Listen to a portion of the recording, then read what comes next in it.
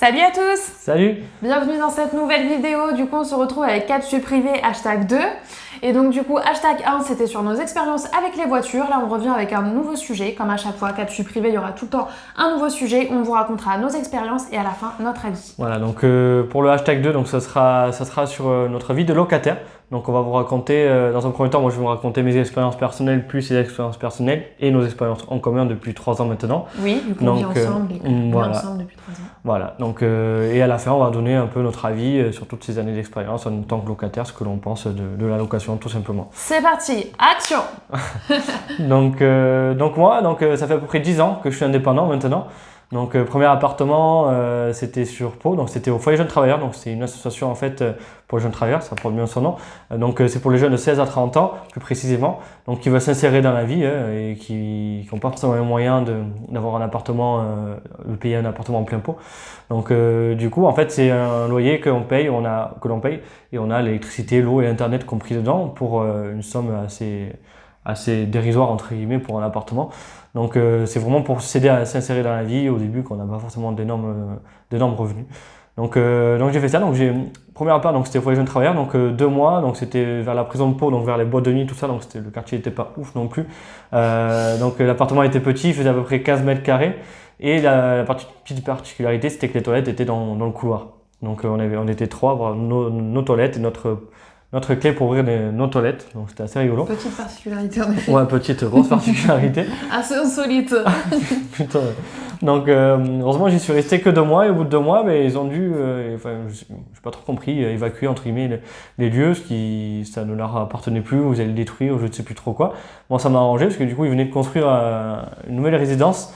Donc toute neuve, donc moi j'ai intégré un appart au 7e étage tout neuf, donc au centre-ville de Pau, où j'avais la vue sur les Pyrénées, une grande baie vitrée, enfin magnifique, à peu près 35 mètres carrés. Non, j'avais pas la chambre non plus, mais ça faisait à peu près 35 mètres carrés, donc c'était plus du double de ce que j'avais avant. Et j'avais les toilettes à l'intérieur, donc ça c'était plutôt pas mal. Donc, et l'appartement était tout neuf, donc c'était vraiment magnifique. Donc voilà, ensuite, par la suite, j'ai fait un autre appart encore au Foyer Jeunes Travailleurs, donc aux Anglais cette fois.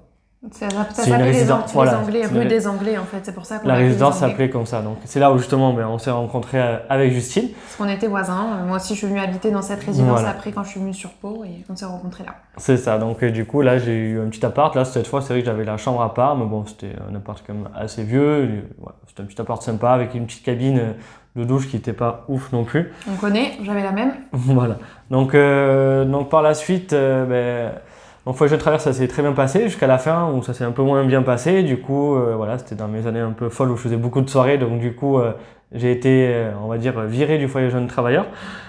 Et viré, ils m'ont poussé vers la sortie gentiment. Et du coup, j'ai dû trouver un autre appartement avec un autre ami à moi, du coup, qui avait été aussi mis de côté, on va dire. Donc on a fait une colocation pendant quelques mois. Et pas longtemps, moins d'1 an, et par la suite, on s'est installé avec Justine. Mais donc, même on pas. racontera plus tard. La colocation avec ton ami, t'es resté très peu de temps au final. Bah si, ça a été de mai jusqu'à septembre. Ah oui. Donc tout l'été quoi, à peu près. Ouais. Tout l'été. Ouais. En effet. Et voilà. Donc après, on s'est rencontrés. Et après, on aura nos histoires en commun qu'on va vous raconter ensemble. Donc maintenant, à toi de raconter tes expériences. Alors moi je suis partie à 18 ans, un petit peu comme ça on va dire.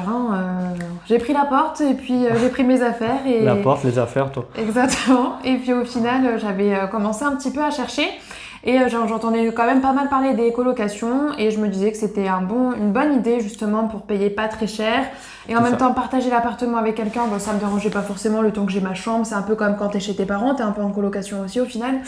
Donc voilà, et puis je me suis inscrite sur ce site et puis quelqu'un m'a contactée pour me dire ok, tu peux venir visiter l'appartement, tout ça, et j'ai trouvé que l'appartement était très bien et par chance il était à 5 minutes à pied de mon travail, donc c'est vrai que c'était un gros avantage pour moi et l'appartement était quand même très très bien. En même temps que le travail, non? J'ai d'abord trouvé le travail et ensuite une semaine après j'ai eu ce contact en fait qui s'est débloqué d'un coup et ça s'est fait très rapidement vu que je suis partie de chez moi aussi à ce moment-là et donc j'ai installé, Je suis partie du coup m'installer dans cet appartement et là j'avais une chambre pour moi, il y avait un grand salon, une très belle cuisine, c'était un très bel appartement pour 2 chambres. Bon, la petite particularité pour moi de mon côté, c'est que je ne connaissais pas cette personne, je ne l'avais jamais vue, mais je me suis retrouvée à vivre avec cette personne. C'est pas lui qui dansait la salsa Oui, ou je sais pas quoi? C'était La un bachata. garçon très sympa qui dansait la salsa, qui était très sérieux, très réservé, à la fois sociable et gentil, respectueux, donc vraiment il avait toutes les qualités pour ne pas me déranger et moi de mon côté je dérangeais pas non plus. Malheureusement il a dû partir faire ses études à Dublin et donc 4-5 mois après il m'a gentiment dit que je devais déménager parce que l'appartement était à son père et que comme lui il partait, etc., etc. Bref. Donc du coup j'ai dû partir et là ça a été un peu compliqué, je me suis lancée dans les recherches vraiment seule sur le terrain comme ça, à appeler les proprios. Là j'ai commencé à connaître toutes les conditions que les propriétaires demandent, donc c'est-à-dire que le salaire doit faire 3 fois le montant du loyer, donc à cette époque là j'avais 1200-1300 euros. Sur Bordeaux, autant dire que... Je cherchais donc plutôt des T2, donc c'était quand même assez difficile, mais il y avait quand même des choses sur les alentours de 500 euros, mais là du coup on me demandait plutôt 1500 euros de salaire et pas 1200, donc j'étais un peu coincée. Et puis au final j'ai trouvé après un T1 bis, donc c'était vraiment mezzanine avec chambre, mais chambre dans laquelle je pouvais être debout, c'était pas non plus très mansardé, donc c'était quand même sympa, mais pas de balcon, rien. Donc j'ai pas du tout aimé l'expérience, je suis vite partie, j'ai pas aimé du tout l'appartement. Le fait d'être seule aussi, bizarrement, je me suis dit ah ouais en fait j'étais super bien en colocation, parce que là d'être seule, je vois pas l'intérêt quoi. En fait, du coup après j'ai déménagé, je suis allée dans un autre appartement que j'ai trouvé aussi par mes propres moyens, donc là c'était par une agence. Donc j'ai dû quand même débourser 500 euros de frais d'agence, c'est pour dire à quel point j'étais vraiment à la recherche de quelque chose à tout prix. Et puis payé des frais d'agence? Ouais, 500 euros de frais d'agence. Et le loyer était à 500 euros encore une fois. Et bon, là, encore une particularité, c'était le rez-de-chaussée en fait d'une vieille maison qui avait été rénovée par la propriétaire qui vivait juste au-dessus, donc au premier étage. Et cette personne ne travaillait pas, était là toute la journée, était quand même assez particulière et pas très propre. Donc pour les parties communes, j'avais le couloir en commun, j'avais les crottes de chien, mais en même temps j'étais très contente parce qu'il y avait un grand jardin et voilà, moi j'avais été totalement traumatisée d'être enfermée dans la cage à poules. Est-ce qu'il y avait des crottes dans le jardin? Ouais, le jardin n'était pas entretenu non plus, non. Et la terrasse, j'avais un petit espace terrasse. C'était une super belle maison, mais pas du tout entretenue. Par contre, ma partie avait été bien rénovée, assez entretenue. Donc là, je suis restée un certain moment. Au final, ça s'est bien passé. Après, j'ai arrêté de travailler, je suis partie en formation. Là, je me suis installée donc, avec mon ex-compagnon de l'époque. Et puis après, donc, je suis partie donc, à Pau pour reprendre mes études, vu que j'ai arrêté de travailler pour reprendre mes études. C'était une coloc aussi, au final? C'était une coloc aussi. Avec ses frères et toi? Oui, voilà. Ambiance? Bon, la colocation, on va dire que là, au moins, je retrouvais un petit peu de la vie. C'est vrai que moi, si tu me mets dans un appartement toute seule, j'ai énormément de mal. Psychologiquement, ça va pas très très bien non plus. Il faut au moins un chat, quoi. Mais c'est là où t'as eu ton chat, d'ailleurs. C'est ça. Donc là, j'ai eu le chat, donc je l'ai pris avec moi pour aller à Pau. Là, j'ai trouvé le foyer jeune travailleur et je leur ai dit, je viens pas si le chat vient pas. Ils m'ont dit, c'est bon, le chat peut venir. J'ai dit, ok, donc là, pas de souci. Et puis j'étais en rez-de-chaussée, donc c'était super pour le chat. Bon, la salle de bain, c'était une cabine de douche, voilà. J'ai dû faire des concessions, comme pour tout, comme à chaque fois. Mais franchement, c'est vrai que le foyer jeune travailleur, ça avantage énormément parce que pas de facture d'électricité, pas de facture d'internet, etc. Tout compris dans le loyer. Tout compris, donc c'est vrai que quand on arrive dans puis tu as plein de jeunes de ton âge aussi, donc ça crée une sociabilité aussi. Tu reprends tes études. Tu n'as pas dans une résidence classique. Ouais, oui, et c'est justement pour ça que voilà, on s'est rencontrés. On a fait beaucoup de soirées. Rencontres. Ça permet de ne pas se sentir seul, isolé aussi, et de partager plein de moments avec des jeunes de son âge en payant un loyer pas très cher, quoi. Par contre, le foyer jeune travailleur, surtout celui de Pau, leur petit souci, c'est qu'ils ont tendance à vite faire rentrer les gens comme à vite les faire ressortir, quoi. On te met à la porte assez rapidement si tu as des petits soucis avec eux. Moi, ça a été plutôt des soucis de paiement de loyer. Parce que j'avais des revenus à ce moment-là qui étaient très compliqués, surtout sur ma deuxième année de formation. Oui, tu étais en formation, donc...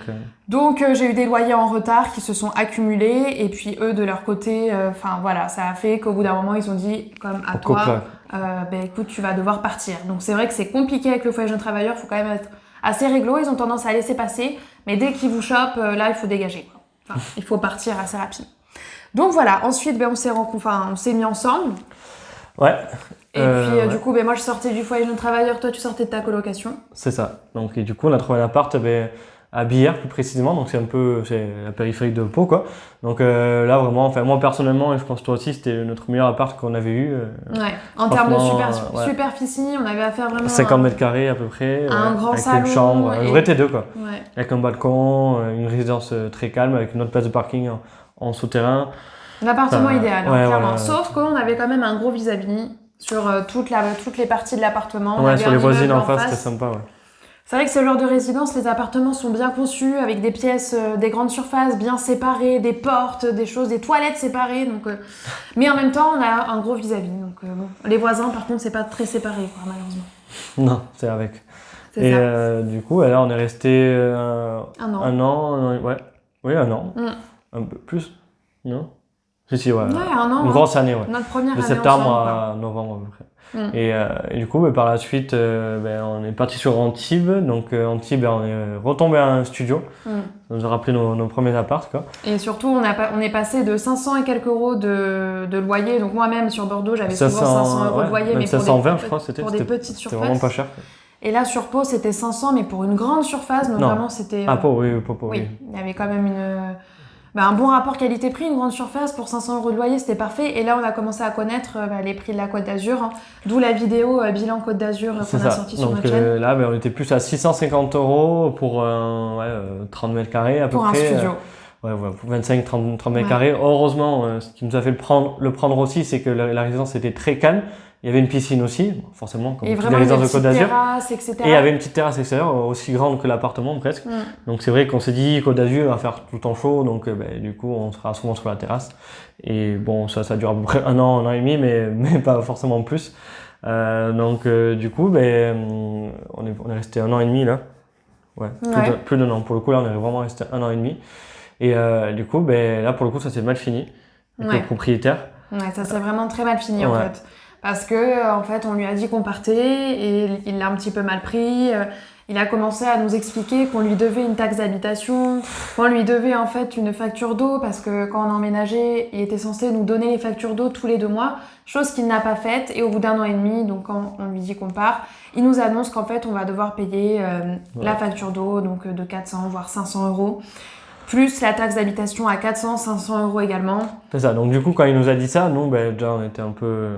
Nous, quand on déménage, en général, on pense surtout à récupérer sa caution, pas forcément à payer des... Oui, mais là, c'était l'inverse. Dès qu'on lui a dit ça, le gars dit, vous devez nous payer ça. C'était même 2 fois plus qu'une fois. C'est ça. Donc du coup, déjà, la taxe d'habitation, on trouvait ça bizarre, que ce soit lui qui l'ait payé en avance, et que nous on doit le rembourser à lui. Du coup on a dit bon ok, on n'a rien dit sur le coup. Et du coup moi de mon côté, dès le lendemain, je suis allé voir directement les impôts à Antibes, du coup au centre d'impôt d'Antibes. Et dès que je suis allé les voir, je leur ai expliqué la situation. J'ai dit voilà, mon propriétaire nous demande, on va partir, il nous demande une taxe d'habitation de 400 et quelques euros. Je comprends pas, d'habitude c'est vous qui me l'envoyez. Du coup effectivement ils m'ont bien confirmé que à aucun cas un propriétaire doit nous demander de payer une taxe d'habitation, c'est eux qui nous l'envoient et on doit payer directement aux impôts. Donc c'est vraiment personnel, vu que c'est sur nos revenus personnels. Donc le propriétaire, à un moment, ne peut faire des déclarations entre guillemets à notre place. C'est à nous de le faire, c'est à nous de l'avoir directement avec les impôts. Petite astuce et petit conseil numéro 1 pour cette vidéo en tant que locataire, ne payez jamais de taxe d'habitation à votre propriétaire parce que c'est vraiment entre les impôts et vous et non pas entre vous et le propriétaire. C'est de l'argent que vous devez aux impôts en fonction de vos revenus. Ce n'est pas de l'argent que vous devez au propriétaire. Mais certains petits filous comme notre propriétaire a voulu nous faire croire que lui avait payé notre taxe d'habitation à notre place. Mais c'est bizarre, oui, parce que mais ne vous faites pas avoir avec ce genre de propos. Il nous a envoyé le document en plus, effectivement, avec 400 et quelques euros. Mais est-ce qu'il y avait notre nom sur je le ne sais document? plus. Je crois, oui, qu'il y avait. Non, enfin, je sais plus. Enfin, je sais pas. Enfin, c'était vraiment un embrouille. Nous, en tout cas, les impôts nous ont dit de ne jamais payer le propriétaire, que c'était mais peut-être que presque le interdit, propriétaire, il paye sa taxe d'habitation pour son logement, parce que lui, aussi, il est propriétaire, mais pas les locataires du logement. C'est deux choses différentes. Il peut avoir une taxe d'habitation en tant que propriétaire aussi sur ce logement. Peut-être que s'il le loue, peut-être qu'il n'a pas de taxe d'habitation non plus, vu qu'il n'y habite pas.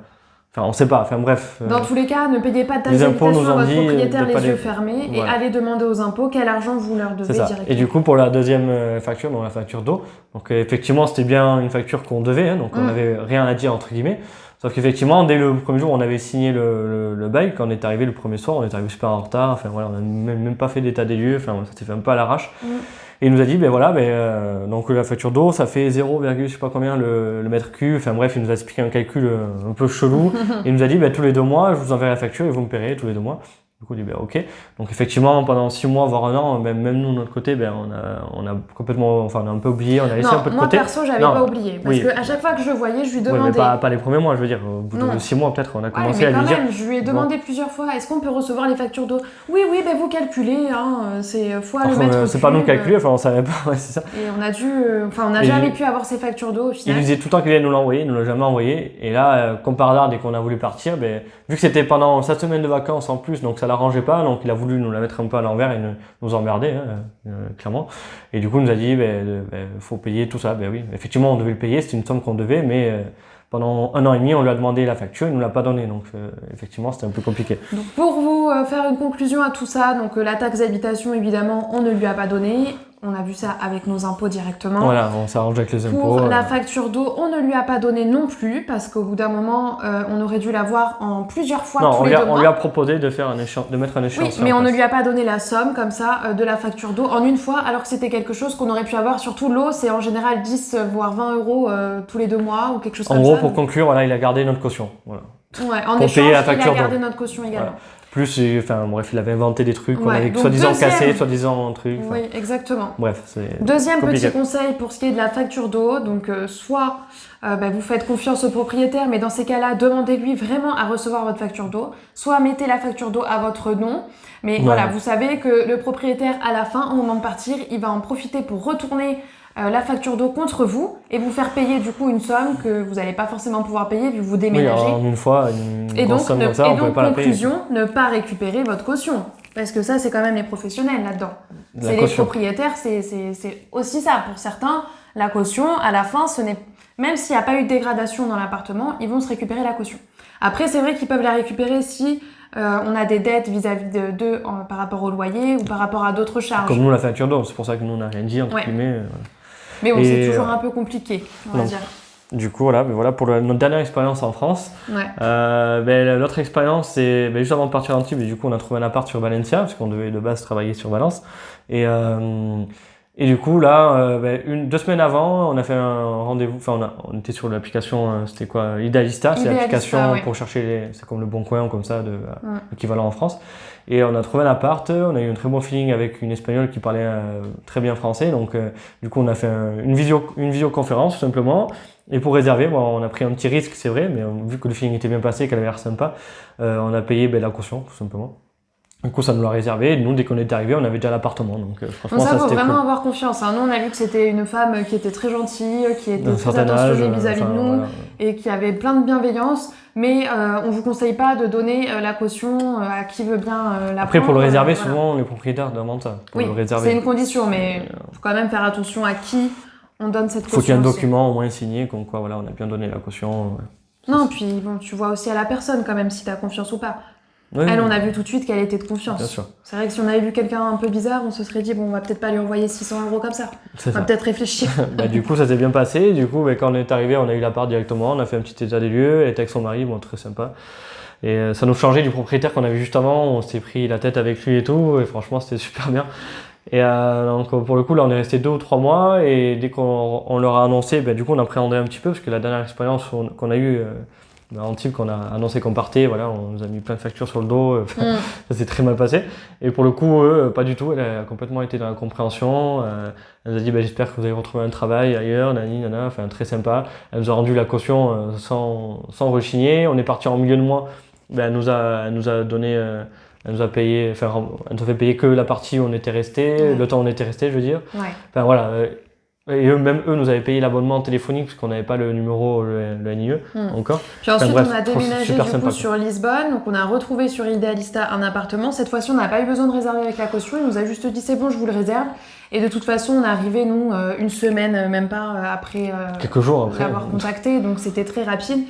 Quand on est arrivé, du coup, pareil, appartement. Donc, on a eu une belle surprise. On a pu avoir en fait un appartement qui était aussi à lui dans l'immeuble, qui était beaucoup plus grand, avec de très belles prestations, qui était très très beau et évidemment beaucoup plus cher, qu'on n'aurait pas pu du tout louer. Ouais. En fait, il nous a mis là parce que l'appart où on devait emménager n'était pas prêt. En fait, il n'y avait pas d'électricité, il y avait plein de travaux à faire encore. Oh, on a dit pas de souci, nous on veut bien rester ici. Sur le coup, quand il nous a dit ça, on était encore dehors. On s'est dit, merde, avoir l'appart qui nous donne en secours, entre guillemets. Du coup, on regarde le premier, justement, on rentre. Donc ça, c'était le nôtre qu'on avait choisi. Ouais, il nous plaisait un peu moins, c'est vrai, par rapport aux photos qu'il vendait beaucoup mieux. Enfin bref, on est un peu déçus, mais bon, on s'est dit, bon, ça va aller, avec les travaux, ça va être sympa. Et du coup, on rentre en haut, on rentre dans un tout petit espace avec un petit canapé et une télé aussi. Je me dis, putain, merde, c'est minuscule. Moi, dans ma tête, j'étais sûr que ça allait être un truc pourri. Et là, je tourne la tête à gauche. Et là, je vois un grand salon avec 3 canapés, un en cuir, un en daim, avec des tableaux limite en or et tout, un truc en mode luxe, assez luxe quoi. Et au final, magnifique quoi, il était 3 fois plus grand. Et du coup, on a vécu 10 jours ici. Et au bout de 10 jours, on a eu une mésaventure avec le travail qu'on devait faire à Lisbonne. Ça s'est pas fait au dernier moment, ça s'est pas fait. Du coup, on est reparti sur Madrid. Enfin, on est parti sur Madrid parce qu'on n'y était jamais allé. Et on est reparti en Espagne. Voilà. Et là, par contre, pour le coup, on a pris un énorme risque parce qu'on était sur la fin de nos économies, on va dire, de l'été. Et on n'avait que 2 apparts, en gros, 2 visites de prévues. Le premier, on savait que ça allait être non, mais bon, on est allé quand même. En fait, on est arrivé avec toutes nos affaires dans la voiture. On a fait la première visite, on s'est arrêté. La première, donc du coup, c'était mort. Et la deuxième, donc c'était celui-là, donc cet appartement-là. Et il nous a présenté, et de suite, nous, on lui a dit oui, parce que dans tous les cas, lui, s'il nous disait non ou si ça se passait mal, du coup, on était entre guillemets à la rue, quoi. On allait devoir aller à l'hôtel ou payer une fortune pour aller à l'hôtel. Oui, voilà. Juste celui de Lisbonne aussi, quand on lui a dit qu'on partait, il a été vraiment il nous a tout remboursé très aussi, nickel. Il a totalement compris notre situation, il nous a rendu notre caution, ce qui est normal, la caution, normalement, voilà, s'il n'y a pas de dette ni de dégradation, les propriétaires sont censés nous la rendre. Qui nous l'a rendu, il a bien accepté qu'on lui donne juste la partie des quelques jours où on est resté dans l'appartement. Et puis au final, on n'aura pas vécu une seule fois dans l'appartement qui était prévu pour nous. Ce qui nous a arrangé au final. On se sera gardé le meilleur, quoi, le plus grand appartement, et puis après, C'est ça. Du coup, dès qu'on est arrivé ici, le propriétaire parlait aussi français. Celui du Portugal aussi parlait français, on ne l'a pas dit. Donc celui de Madrid parlait aussi français. Et du coup, ça tombait bien. Et du coup, nous, on lui a dit, nous, on le prend tout de suite. Il nous faudrait maintenant, parce que nous, on en a besoin. Il y en a. Il hésitait un peu et tout. Et on a dit, on vous donne, on avait un peu de liquide sur nous, on vous donne ça. Et dès que notre ancien propriétaire de Portugal nous faisait le virement, justement, le versement de la caution, on vous versait tout et tout. Et du coup, fallait qu'il attende un petit peu, en fait. Fallait qu'il attende 1 ou 2 jours, quoi. Le lendemain ou le surlendemain, on recevait la caution et la moitié du loyer et on lui reversait à lui, en fait. Et on lui a donné 100, 200 euros, voilà, quelques centaines d'euros Sachant en qu'on espèces. n'avait pas notre NIE non plus à ce moment-là, on avait notre contrat de travail, donc on avait quand même la promesse d'embauche et le contrat de travail qu'on lui avait envoyé avant de venir, donc du coup ça l'avait rassuré aussi, et du coup il a hésité, il a dit c'est un peu bizarre pour me procéder. On a dit oui, on sait bien, mais bon, nous on a besoin là pour dormir, on avait le chat dans la voiture, il faisait 40 degrés, on se dit il faut vite que le chat on le fasse venir ici, quoi. Et du coup, il a été super sympa, il a accepté, il nous a donné de suite les clés. Et puis il s'est pas du tout trompé, nous on n'était pas là. Au bout de 10 minutes, quand on est arrivé à l'appart, au bout de 10 minutes, on avait les clés et on était tout seul dans l'appart. Ça s'est jamais fait aussi rapidement, je crois. Puis on n'était pas du tout là pour l'arnaquer, juste Absolument nous, pas. on savait ce qu'on voulait. On savait qu'on avait un travail, on savait que le travail, là pour le coup, c'est vrai qu'on était vraiment sûr que ça allait nous plaire et qu'il n'y aurait pas d'ambiguïté. Donc c'était la petite condition qu'il nous fallait pour rester sur Madrid, on a réussi à l'obtenir, donc on était très très heureux de ça. C'est ça. Et pour l'instant, on est encore dans cet appartement. On espère du coup ne plus avoir d'expérience en tant que locataire.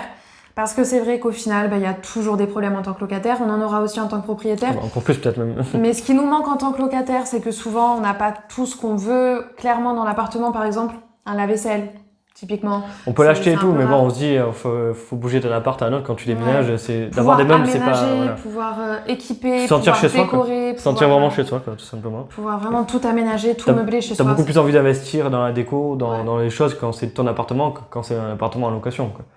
Enfin, clairement, quoi. Enfin, bref, voilà. Donc, en gros, notre avis, mon avis, c'est que, par exemple, le foyer jeune travailleur, ça m'a vachement aidé pour m'intégrer dans la vie indépendante, quoi. Et faire attention, quand même, à certains propriétaires qui peuvent pas vous arnaquer, mais bon, qui peuvent vous la mettre un petit peu à l'envers. Voilà. Faut ne pas être trop naïf non plus, mais voilà. Après, nous, si on est propriétaire, faudra voir, hein, si un jour on a la chance de louer des appartements, Peut-être qu'on sera chiant aussi, on sait pas. Là, pour l'instant, pense on a pas, lancé déjà une première démarche avec la banque. On va attendre de voir ce qui se passe en termes de crédit, combien ils vont pouvoir nous prêter. On a juste demandé des infos, on va voir ce qu'ils nous disent. Et on espère pouvoir acheter un appartement. Leurs conditions, tout ça. Voir on arrêtera définitivement d'être insatisfait par toutes nos locations parce que souvent, c'est pas des appartements qui nous plaisent à 100%. On va dire qui nous plaisent à 60%. Certains s'en rapprochent et d'autres s'en éloignent. C'est tout pourcentage. Ouais, non. Bon, mais voilà, en tout cas, moi, mon avis là-dessus, je pense que... Comme moi, un peu, non? Ouais, c'est un petit peu comme toi aussi, mitigé, c'est un petit peu mitigé, on va dire. Mais en tout cas, je trouve que certains propriétaires ont tendance un petit peu à abuser de leur pouvoir vis-à-vis de nous. Ils savent très bien que nous, on peut pas forcément se retourner contre eux non plus. Et certains, ont tendance à en abuser tout simplement. Mais après, en tant que locataire, faut savoir que c'est à nous aussi d'imposer nos conditions au propriétaire et de lui demander les factures s'il nous les envoie pas. Et tout simplement d'exiger aussi des choses de sa part.